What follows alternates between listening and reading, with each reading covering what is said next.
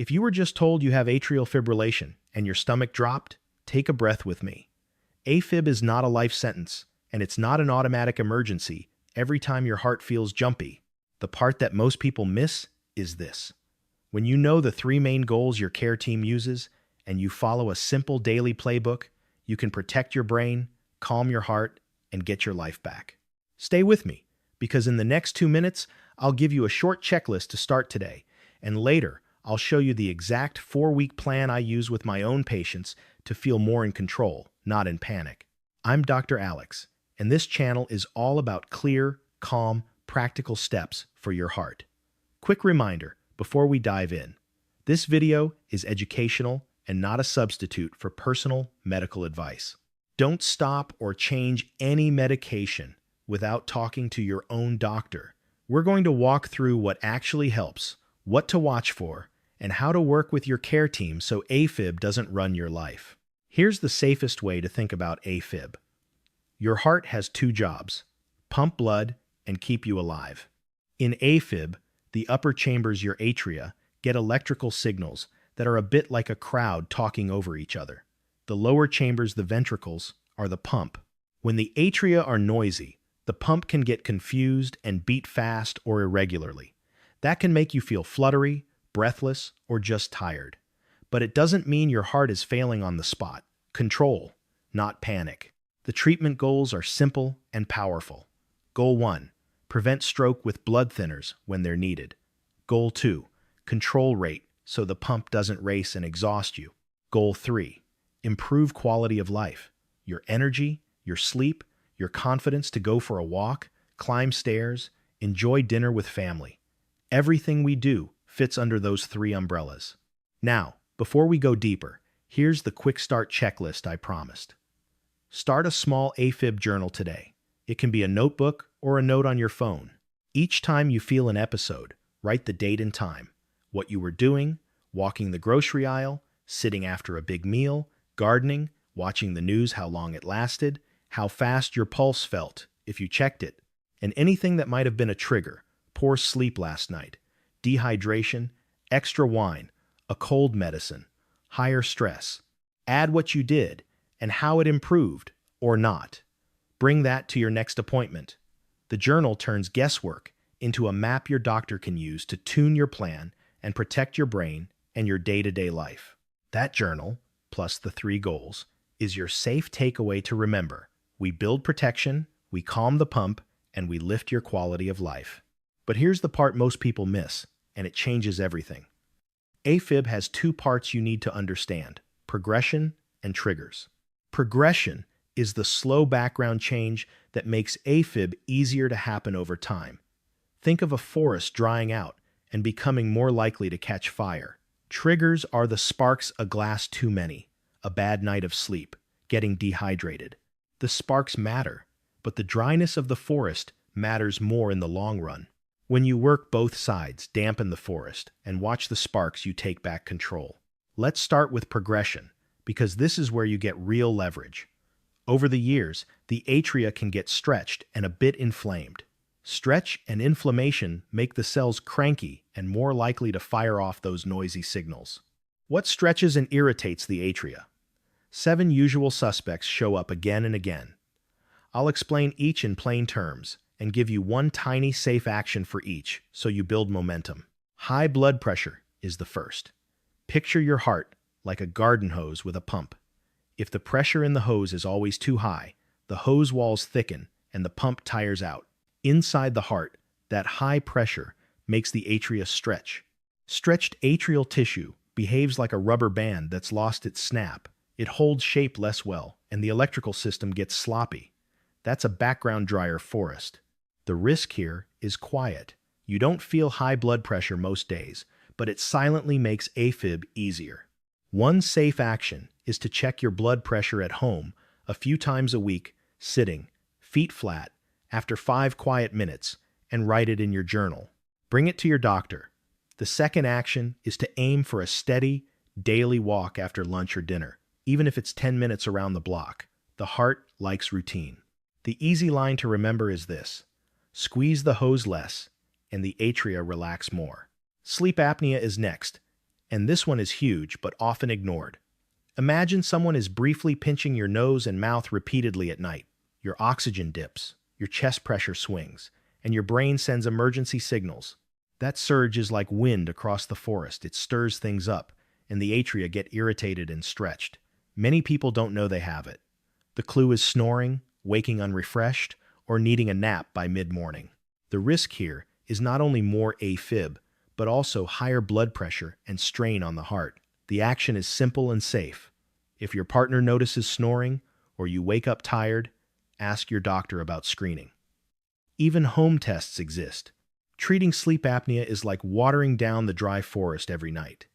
Many patients tell me that once their sleep is treated, their daytime palpitations and anxiety drop. Put sleep quality in your journal. Hours slept. How you felt on waking. The chaser phrase. Breathe better at night to beat AFib by day. Now, weight around the belly, visceral fat acts like a slow-burn campfire. It releases chemicals that keep the body slightly inflamed. That irritates heart tissue over years. You do not need perfection. 5 to 10% weight loss for many people softens that background inflammation and shrinks the forest fire risk. A safe start is to swap one big late dinner for a lighter meal and take a 1-0 minute after dinner stroll. It helps blood sugar and sleep. Another tiny step is to close the kitchen 2 hours before bed. No extreme dieting needed to begin with. Remember this: small waist change, big heart change. Diabetes and high blood sugar are part of the same theme. Sugar is sticky. High sugar inflames the lining of blood vessels and the heart's wiring. If your doctor has ever said you're borderline, that's a flag. The risk isn't just long-term. It also makes you feel sluggish and heightens palpitations after meals. A practical, safe step is to aim for a balanced plate at lunch: half vegetables, a palm of protein, and a fist of whole grains or beans. Then take that 1-0 minute hallway or neighborhood walk afterward. Picture it like a gentle broom, sweeping sugar out of the bloodstream and away from the heart's wires. The memory line is this: sweep after you eat. Alcohol is one you may already suspect. The classic holiday heart is real. After a party or a couple of bigger pours, your atria get irritated and extra electrical triggers pop up. Alcohol also interferes with deep sleep, which doubles down on the problem. The background effect over time can nudge AFib to show up more often. No scolding here. The safe action is to set a personal cap and test how you feel. Many people do better at one standard drink. Not every night, and always with water and food. In your journal, mark alcohol nights and any palpitations the next day. You'll see your own pattern. Write this down. Less alcohol, less aftershock. Thyroid overactivity is like turning up the dimmer switch on your whole body. Everything speeds. Your heart's pump races, and your electrical system gets twitchy. You might notice weight loss without trying, feeling hot easily, anxiety, or trembling hands. The risk is a heart that stays revved and a much drier forest for AFib. The safe step is simple. Ask your doctor if your thyroid has been checked recently. It's a quick blood test. It's amazing how often fixing a thyroid issue calms AFib, sleep, and mood altogether. The easy phrase: check the dimmer if the room feels too bright. Age-related scarring and valve issues finish our background 7. Time changes our tissues, like paint drying and cracking a little. Prior heart attacks, long-standing high blood pressure, and valve leaks add to the structural mix. You can't turn back the clock, but you can turn down the background noise. Gentle, regular movement, walking, light cycling, water aerobics keeps your pump fit without overstraining the atria. Following blood pressure and cholesterol plans, your doctor recommends keeps the walls smoother. The image to hold is maintenance. You are the superintendent of a trusted building. Small, steady care prevents big repairs later. Pause with me for a mini payoff.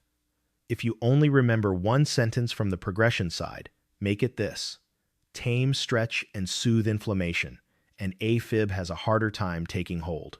That's your safe takeaway. If this is already making things feel more manageable, tap like and subscribe so you don't miss the next guides. And write AFib in the comments. I'll pin a simple checklist you can save to your phone.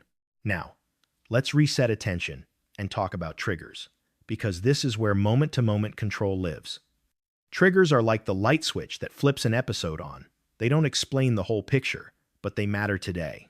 3 common ones show up in the clinic every week: dehydration and electrolyte swings, stimulants and cold medicines, and stress plus big, late meals. Think of your heart's electricity like a carefully timed orchestra. The musicians need enough light, enough water, and the right seats. If you're dehydrated, or your electrolytes, sodium, potassium, magnesium, are out of balance, the lights flicker and the rhythm goes off. You might notice that on hot days, after yard work, or when you drank less water while traveling. A safe, easy protocol is this. Start your day with a glass of water before coffee, aim for a steady intake across the day, clear urine by mid-afternoon is a good sign, and add a pinch of salt to your meals if your doctor hasn't told you to limit it. If you're on diuretics or have kidney or heart failure, talk to your doctor about a personal hydration plan. More isn't always better in those cases. For many people, a magnesium-rich diet, leafy greens, nuts, beans, supports the rhythm. Some people ask about magnesium supplements.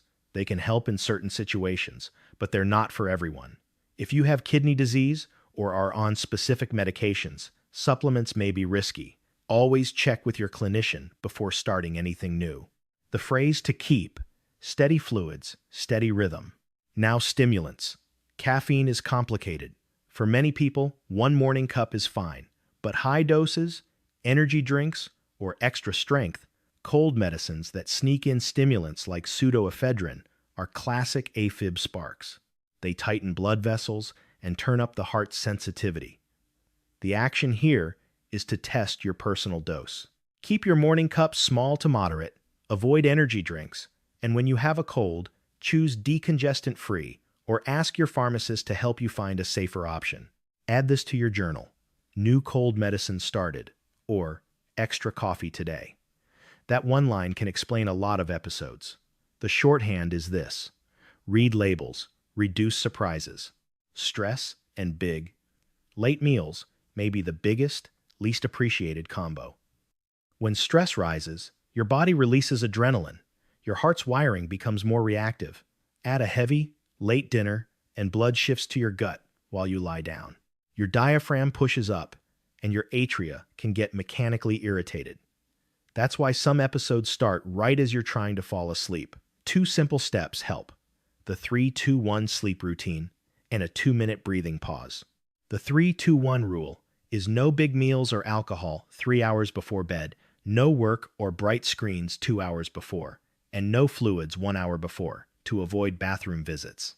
The breathing pause is easy. Sit back, exhale through pursed lips like you're blowing out a candle for 6 seconds. Inhale through your nose for 4, and repeat 10 times. It doesn't reset AFib directly like a switch, but it turns down adrenaline and helps your pump slow. Don't do forceful vagal maneuvers on your own. Those are for specific arrhythmias and should be guided by your clinician. The phrase to hold: calm the body, calm the beat. Let's bring this together with a tiny case you might recognize.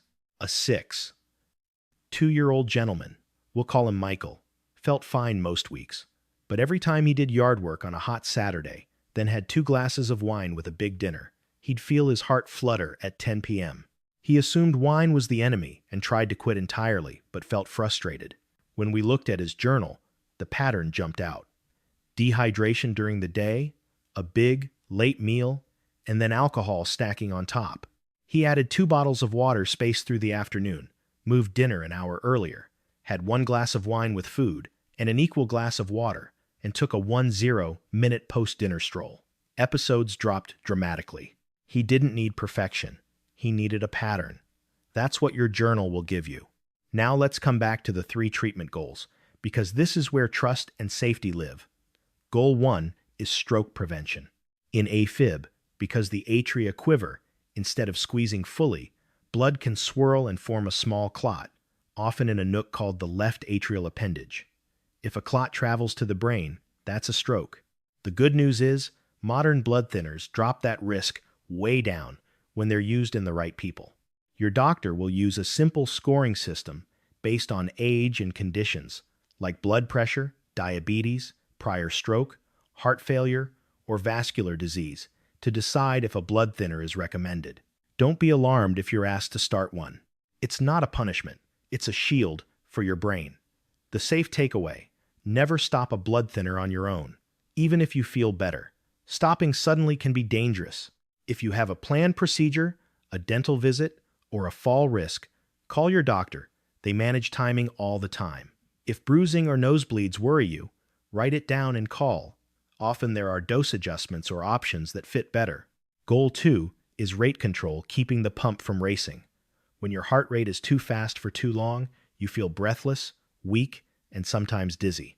We aim to keep your resting rate generally under about 100 and your walking rate in a comfortable range, often under 110 to 120, though this is individualized. Your care team may use medicines like beta blockers or certain calcium channel blockers to slow the signal to the pump. You might notice that after a few weeks on the right dose, stairs feel doable again, and the urge to sit down all the time eases. Don't adjust your dose yourself. If you wake up with a much slower pulse or feel faint, call. If you're gasping for breath or have chest pressure, that's emergency territory. Day to day, pair your rate control medicine with the breathing pause, steady hydration, and the sleep routine. You're training your pump and your nervous system to stay in the safe lane together. Goal 3 is quality of life. This is where you and I care the most, because this is your walk to the mailbox, your drive to see grandkids, your confidence to enjoy a movie without staring at your pulse. Quality of life gets better when you chip away at progression and manage triggers, but also when you consider rhythm strategies. Rhythm control means medicines or procedures aimed at reducing how often AFib shows up. For some people, medicines do the trick. For others, an ablation, a minimally invasive procedure, can isolate the noisy spots in the atria. It's not an on-off cure, and it's not for everyone, but in the right hands and for the right person, it can lift symptoms and help you live the life you want. If you're newly diagnosed, don't panic about procedures. Focus first on the shield for your brain and the calm for your pump. Then, with your journal in hand, talk with your doctor about rhythm options to boost your quality of life. Here's a small but powerful payoff: the walk test. If you're in AFib and your rate is controlled, you should be able to do a gentle 3 to 5 minute walk in your hallway or down the driveway without feeling like you're sprinting. If that simple walk wipes you out or makes you breathless in a scary way, your rate may be too fast, or your pump is struggling. Time to call your doctor soon for a tune-up. It's a safer way to check how you're doing than chasing your pulse number all day. Let's switch gears and talk about working with your doctor like a team. Bring your journal, bring your blood pressure readings, bring a short list of your top 3 questions. If you're unsure what to ask, try these. Do I need a blood thinner to prevent stroke? And if so, which one fits me best given my kidneys and other meds? Is my heart rate in a safe range during the day and sleep? Do I need a dose adjustment? What can we do to improve my quality of life if I'm still limited? Should we discuss rhythm medications or a referral to discuss ablation? Those 3 questions align with our 3 goals. You're not being difficult. You're being a great partner. Devices can help, but think of them as tools, not judges. A simple home blood pressure cuff is very helpful. Many smartwatches can show irregular rhythms. Some devices let you take a quick, single-lead ECG at home. That can help confirm an episode's timing. But don't let devices raise your anxiety. If a gadget says possible AFib, but you feel fine and your doctor has a plan, note it and carry on. Use your energy for the things that change outcomes: your shield, your pump calm, your daily rhythm. Now, before I give you the 4-week plan, we need to carve out 30 seconds for red flags. If you have chest pressure that feels heavy or tight, severe or new shortness of breath, you faint or nearly faint, you have one-sided weakness, sudden trouble speaking, or a severe sudden headache, call emergency services right away. If something feels suddenly very wrong, don't drive yourself. Don't wait for it to pass. It's always better to be told you're okay than to delay when minutes matter. Okay, back to control. not panic. Here is a simple 4-week plan to build momentum without overwhelm. Week 1 is about awareness and protection. Start the journal today. Write the date, time, what you were doing, and how you felt for any episodes. Log your blood pressure 2 to 3 times this week, seated and calm. Ask your doctor's office if you need a blood thinner and, if you've started one, what signs to watch for and when to call. Build the 3-2-1 sleep routine, even if imperfect. Hydrate steadily. Test your morning coffee at a modest amount and skip energy drinks. Add the 2-minute breathing pause before bed and any time you feel keyed up. If you snore or wake tired, raise sleep apnea screening with your clinician. Week 2 shifts to triggers. Choose 1 or 2 likely sparks, maybe alcohol and late meals, or dehydration and cold medicine, and run a 7-day test. Keep alcohol to 1 standard drink or none. Move dinner earlier by an hour. And take a gentle 10-minute walk after meals. Swap cold medicines with decongestant-free options by asking your pharmacist for help. Keep that water bottle visible. Put a sticky note near the coffee maker. Water first. Circle triggers in your journal entries and see what drops. Week 3 turns to progression levers. Focus on a waste-friendly habit and a blood pressure-friendly routine. The waste habit could be swapping your afternoon cookie for a handful of nuts or an apple with peanut butter and adding a 10-minute after-dinner stroll. The blood pressure habit is a daily, same-time walk after lunch or dinner, plus checking your pressure at the same time on 2 days this week. Bring any questions about readings to your clinician. If your thyroid hasn't been checked in the last year and your energy is odd, too revved, or too sluggish, ask for it now. Week 4 is about fine-tuning and partnership. Review your journal with fresh eyes. Which days were calm? What was different? Bring this to your appointment and ask the 3 core questions. If your quality of life is still limited, talk about rhythm options. If your episodes are brief and your rate is well controlled, that's a win. Keep building. If your rate is still too fast on walks, ask about adjusting medications. If you've had bleeding concerns on a blood thinner, raise them. You may have other choices. This is where your plan becomes yours. A few common mistakes show up again and again, and avoiding them protects you. Many people trust the all-or-nothing idea, either I'm cured or I'm doomed.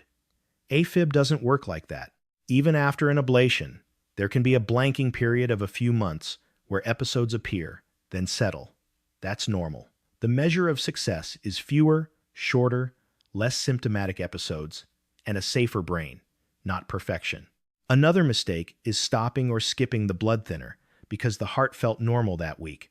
Remember the shield. If you're on it for a reason. Talk before any changes. And a third mistake is assuming shortness of breath is always AFib. Anemia, lung issues, heart failure, and deconditioning can play a role. That's why your walk test and your clinician's evaluation matter. Now let's tackle a few "what about" questions you might already be thinking. What about exercise? Will moving trigger AFib? Most people do better with regular, moderate exercise than with stopping activity out of fear. Think of a brisk walk that allows a comfortable conversation. Gardening, light cycling, water aerobics are great. If your watch shows short runs of high rate but you feel okay, note it in your journal and carry on gently. If you feel chest pressure, dizzy, or extremely breathless, stop and call. What about caffeine? Test your own limit. For many, a small morning cup is fine. If a second or third cup correlates with palpitations in your journal, cap it at 1 and invest in good decaf for the later craving. What about supplements? Magnesium in foods is safe. Supplements can help some, but not all. If you have kidney problems, are on certain diuretics, or take specific heart medicines, adding magnesium or potassium without guidance can be risky. Always ask first. What about stress? It matters. Try bookending your day with calm, 2 minutes of breathing before you check the news in the morning, and the same before bed. You'll be surprised how much that changes your baseline tension. Here's another mini payoff to bank today. Use a pause phrase when you feel an episode. Say to yourself, out loud if you need to, control, not panic. Sit, breathe out for 6, in for 4, for 10 cycles. Sip water. Jot a quick line in the journal. Check how you feel after 3 to 5 minutes. If you feel stable and not severely short of breath, carry on with lighter activity. If you're scared or symptoms ramp up, seek care. That phrase anchors you. Panic makes episodes feel worse. Calm doesn't fix AFib, but it gives you back your steering wheel. I also want to normalize something important. Anxiety is common after a new AFib diagnosis. You might worry every night at bedtime, thinking, will it hit again? You might avoid the grocery store because your last episode started in aisle 6. Your brain is trying to protect you by flagging risks, but it can overlearn. The journal helps retrain it. When you see that hydration, sleep, and steady routines reduce episodes, your confidence grows. Share that with family so they understand your plan. It's not about living small. It's about living smart. Let's do a quick recap to lock this in. AFib is not an automatic emergency, and it's not a death sentence when managed well.